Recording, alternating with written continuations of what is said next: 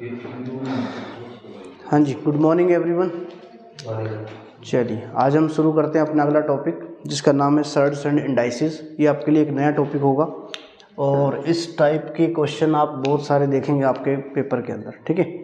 तो सबसे पहले बात तो ये है कि सर्ड्स और इंडाइसिस एक्चुअल में होता क्या है ना। सबसे पहले तो बात ये है, पहले नाम सुना हुआ इसके बारे में कुछ कि क्या होता है, नहीं पता है ना। लेकिन जब मैं कुछ टर्में लिखूंगा तो आपको क्लियर हो जाएगा कि मैं किसके बारे में बात कर रहा हूँ। देखो भाई, √2 × में मैंने √3 कर दिया तो इज इक्वल टू किसके बराबर होगा, क्या बोलेंगे आप? √5 × है बीच में, ये होता है जी √6 के बराबर। अगर मैंने कर दिया √3 × में मैंने कर दिया √2 इज इक्वल टू किसके बराबर होगा? ये बराबर होगा √6 की, है ना। इसको क्यूब रूट बोला जाता है। और जब स्क्वायर रूट की बात आती है तो स्क्वायर रूट का मतलब क्या है? स्क्वायर रूट का मतलब है कि देखो यहाँ तो मैंने 3 लिखा हुआ था तो इसका मतलब था ये कि क्यूब रूट के बारे में बात कर रहा है। तो यहाँ पे कुछ नहीं लिखा हुआ है तो इसका मतलब यहाँ क्या होता है? 2 होता है, क्योंकि स्क्वायर रूट है वो, है ना। इतनी बात तो क्लियर है, ओके। अब 2 स्क्वायर रूट की मल्टीप्लाई करने पे आपने आंसर दे दिया, क्या आ गया? √2 6, है ना। ओके, √3 × में √2 इज इक्वल टू किसके बराबर आया? √6 के बराबर आ गया। क्लियर होगी इतनी बात, ओके। अगर मैं आपसे ये पूछ लूँ कि √3 × में √2 अब मल्टीप्लाई क्या होगी? अब मल्टीप्लाई कैसे करेंगे? उनको तो हमने डायरेक्टली मल्टीप्लाई कर दिया। क्यों कर दिया? इसके पीछे एक रीजन था। क्या रीजन था? रीजन ये था कि अगर ये भी स्क्वायर रूट था तो ये भी स्क्वायर रूट था, ये भी क्यूब रूट था तो ये भी क्यूब रूट था, लेकिन यहाँ पे ये तो स्क्वायर रूट है और ये क्यूब रूट है। तो इसका मतलब ये हो गया कि यहाँ पे इंडेक्स, इसको इंडेक्स बोला जाता है बेटा, ठीक है। जो यहाँ पे वैल्यू लिखी होती है उसको इंडेक्स, ऑर्डर, पावर कुछ भी हम बोल सकते हैं, ठीक है। इसको ये बोला जाता है। तो यहाँ पे जो चीज़ लिखी होगी वो इन दोनों की सेम होनी चाहिए, तभी जाके मैं डायरेक्ट क्या कर सकता हूँ? मल्टीप्लाई कर सकता हूँ, अदरवाइज मुश्किल हो जाएगा हमारे लिए। ओके, बात क्लियर हुई। और मैं बात कर रहा था किसकी? सर्ड्स और इंडाइसिस की। देखिए, जब भी हम 2 की पावर 3, है ना, या फिर 4 की पावर 5 करते हैं, या फिर मैं कह दूँ 2⁻1/2 करता हूँ, है ना, कुछ ऐसा हम लिखते हैं, तो ये जो पावर लिखी हुई है इसी को क्या बोला जाता है? इंडेक्स बोला जाता है। क्या बोला जाता है? इंडेक्स। और इंडेक्स का जो प्लूरल फॉर्म होता है वो इंडाइसिस होता है एक्चुअली, ओके। तो इंडेक्स और इंडाइसिस ये चीज़ है। अब इंडेक्स और इंडाइसिस अगर ये हैं तो सर्ड्स क्या है फिर? तो सर्ड्स ये होती है कि अगर मेरे पास कोई रैशनल नंबर है, रैशनल नंबर कौन से होते हैं? P/Q, Q not is equal to 0 और P और Q क्या होने चाहिए? Belongs to integer. P और Q इंटीजर होने चाहिए दोनों, तभी मेरे पास क्या कंडीशन होती है कि एक रैशनल नंबर होता है, ओके। अब रूट के अंदर अगर मैं कोई रैशनल नंबर लिखता हूँ, रूट के अंदर रैशनल नंबर मैंने कहा √2 लिख दिया, ओके, √2 लिख दिया। उसके बाद और भी लिख सकता हूँ, क्या √3 लिख दूँ, 4 लिख दूँ, 5 लिख दूँ, कुछ भी। तो इसको मैं दूसरी फॉर्म में क्या लिख सकता हूँ? मैं लिख सकता हूँ 2 की पावर 1/2। क्या ऐसा लिखा जा सकता है?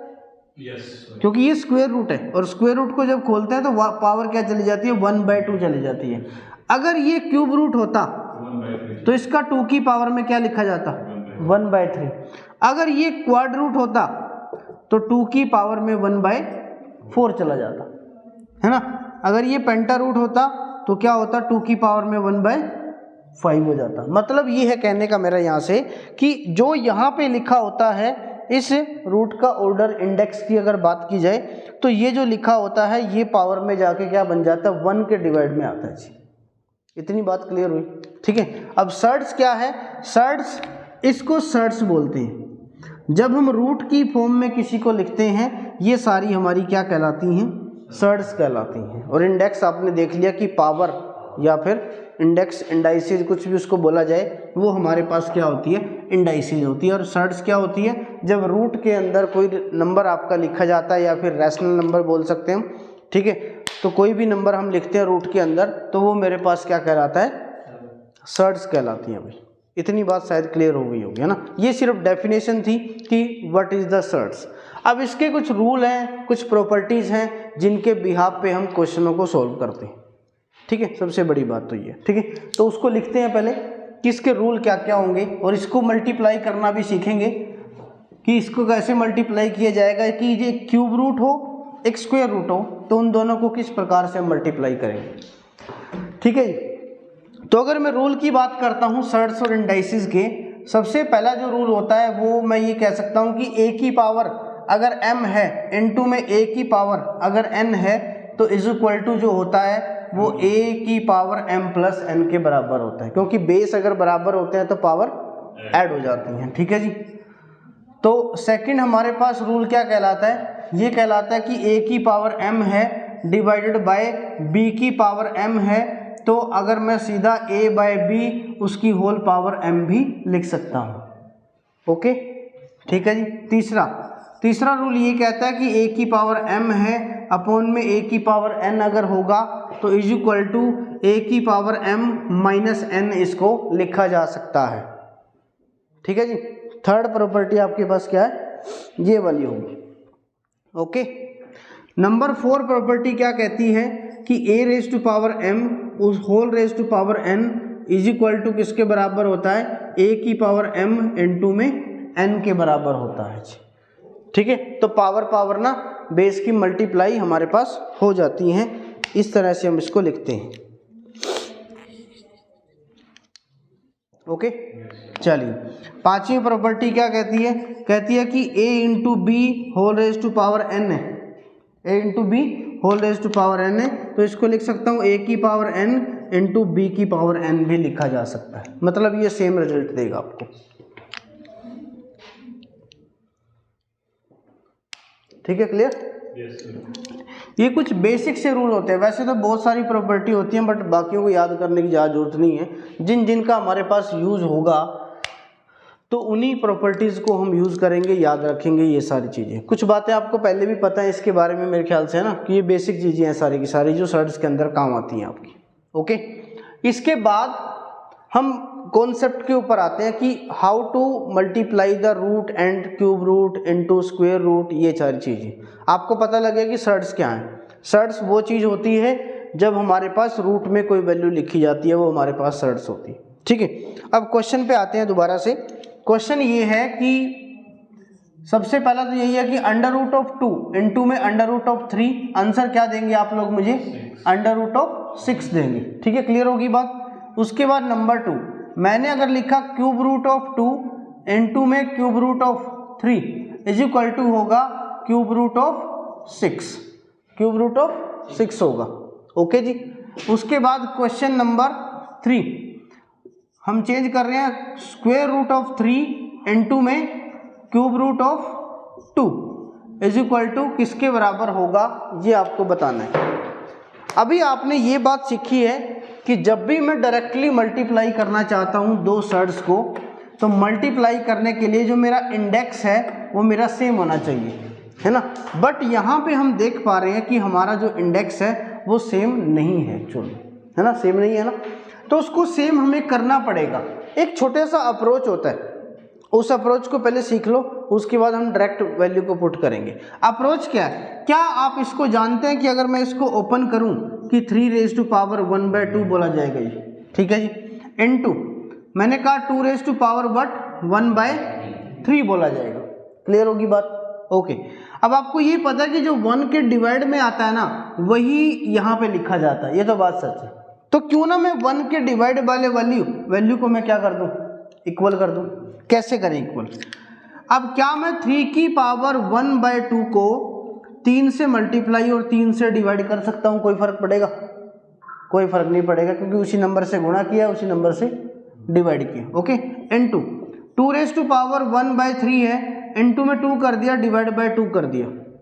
मैंने ऐसा ही क्यों किया, रीजन था इसके पीछे, क्या 2 और 3 को एलसीएम लेंगे हम, 2 और 3 का एलसीएम लेंगे। 2 और 3 का एलसीएम कितना होता है, 6 होता है, तो मैं डिवाइड में क्या बनाऊंगा, 6 बनाऊंगा।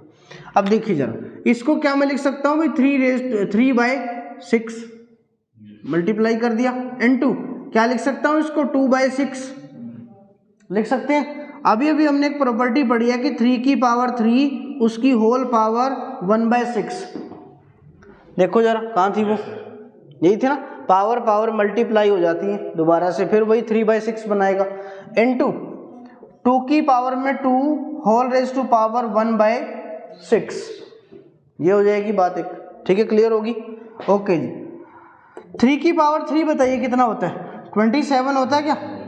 27 होल रेज टू पावर क्या बचा?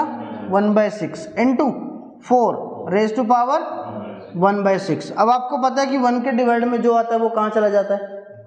बाहर आ जाता है। तो अंडर रूट में यहाँ 6 हो गया और ये 27 हो गया, इनटू में ये 6 हो गया और ये कितना हो गया?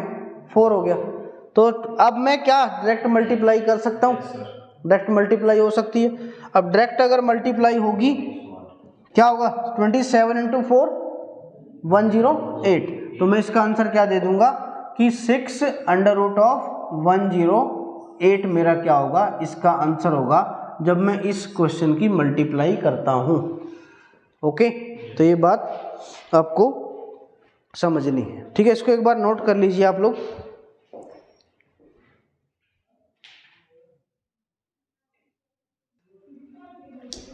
चलिए आगे क्या, अब इसको डायरेक्ट करते हैं। अभी अभी हमने ये पूरा प्रोसेस फॉलो किया है, अब इस पूरे प्रोसेस को फॉलो नहीं करेंगे।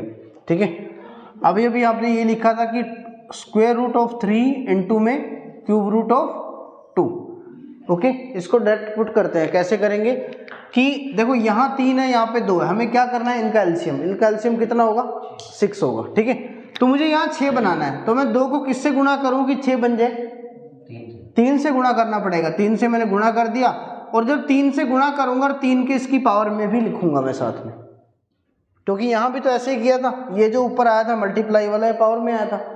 तो इनटू में 3 को किससे गुणा करूँ कि 6 बन जाए? 2 से। तो उस 2 को मैं इस 2 की पावर में भी लिखूंगा। तो जैसे ही मैंने इसको लिखा, यही 27 6 इनटू में 6, ये क्या आ गया? 4। तो क्वेश्चन का आंसर क्या बन जाएगा? 108। तो ये आंसर हो गया मेरे पास। देखो डायरेक्ट हो जाएगा, तब कोई दिक्कत नहीं आएगी, है ना। तो ये चीज़ डायरेक्टली नोट कर लो आप कि वो प्रोसेस आपको करने की ज़रूरत नहीं पड़ेगी, तो आप डायरेक्ट इसके आंसर को फाइंड आउट कर सकते हैं भाई। ठीक है जी। अब इसमें से ना आपसे जो पूछा जाता है, ये मल्टीप्लाई तो नहीं पूछा जाता, बट इसमें से largest, smallest, ascending order, descending order, sorts का ये आपसे पूछा जाता है। मान लो यही बात है, मैंने ये लिख दिया भाई कि √2 और √3 में कौन सा बड़ा और कौन सा छोटा है? बताइए जरा, √2 और √3 में कौन सा बड़ा और कौन सा छोटा होगा? बताइए जी। 2 बड़ा है। क्यों? जितनी बड़ी वैल्यू होगी उतना छोटा जाएगा। नहीं नहीं नहीं नहीं, जितनी बड़ी वैल्यू होती है उतना ही बड़ा आंसर आएगा आपके पास, क्यूब रूट में, स्क्वायर रूट में, क्यूब रूट में। ठीक है ना, क्योंकि जो इसका आंसर होता है वो 1.4 कुछ होता है। ओके, इसका जो आंसर होता है 1.7 कुछ होता है ना, पॉइंट में। ओके, तो जितना बड़ा नंबर होगा वो उतनी बड़ी वैल्यू देगा। आपको देख के ही पता लग गया कि √3 ग्रेटर देन है √2 से। ओके, अगर मैं साथ में अब ये कर दूं कि क्यूब रूट ऑफ 2 और क्यूब रूट ऑफ 3, बताइए कौन सा छोटा और कौन सा बड़ा? कौन सा छोटा और कौन सा बड़ा होगा इनमें से? बताइए, लार्जेस्ट और स्मॉलेस्ट? 3 वाला ही होगा। सेम चीज है भाई कि बड़ा नंबर होगा क्यूब रूट में भी बड़ी वैल्यू देगा। तो यहां से पता लग गया। अब मैं आपको एक क्वेश्चन ट्विस्ट करता हूं। मैंने कहा square root of 2 and cube root of 3, square root of 2 और क्यूब रूट ऑफ 3 निकाल तो इसका भी आंसर सकते हैं, बट थोड़ा डिफिकल्ट है। इन दोनों का डायरेक्टली क्यों बता दिया हमने? क्योंकि जो इनका इंडेक्स था वो क्या था? सेम था। इनका इंडेक्स क्या था? सेम था। इनका इंडेक्स सेम नहीं है, तो इनका इंडेक्स सेम मुझे करना पड़ेगा। ओके, वही चीज है सेम। एलसीएम लूंगा, 3 और 2 का एलसीएम कितना? 6 आ जाएगा। 2 को किससे गुणा करूं? 3 से गुणा करना पड़ेगा, तो 3 इसकी पावर में भी जाएगा, मतलब 8 बनेगा ही। 3 को किससे गुणा करूं? 2 से, तो 3 की पावर में 2 भी जाएगा, तो 9 आ जाएगा, है ना। तो ये बन जाएगा √6, ये बन जाएगा √6। अब मैं बता सकता हूँ कौन छोटा कौन बड़ा, है ना। मैं कहूँगा कि √9 क्या होगा? 6 √9 बड़ा है और वो वाला छोटा होगा। अब ये बातें कहाँ से पता लगती है? डायरेक्ट जब हम इंडेक्स की वैल्यू को बराबर कर देते हैं तब हमारे पास ये पता चलती है। ठीक है जी, क्लियर? तो मैं यही बताना चाह रहा हूँ कि अगर इस प्रोसेस को आपने बिल्कुल अच्छे से ऑब्जर्व किया है तो इस प्रोसेस के बेसिस पे कितने टाइप के क्वेश्चन हो सकते हैं। हम लार्जेस्ट वाले, स्मॉलेस्ट वाले, असेंडिंग वाले, डिसेंडिंग वाले, वो सारे के सारे क्वेश्चन हम इसमें से फाइंड आउट कर सकते हैं। बात क्लियर हुई? ठीक है, मैं कुछ क्वेश्चन लिख रहा हूँ 1-2, तो फिर हम उसको सोल्व करते हैं भाई। 3, 4, 6, 12। एक क्वेश्चन है 3√3, 4√4, 6√6, 12√12। ये आपसे क्वेश्चन पूछा गया है एक्चुअल में, है ना। आपको बोला गया है कि arrange the following in the descending order, है ना। डिसेंडिंग ऑर्डर बताओ इसका क्या होगा एक्चुअल में।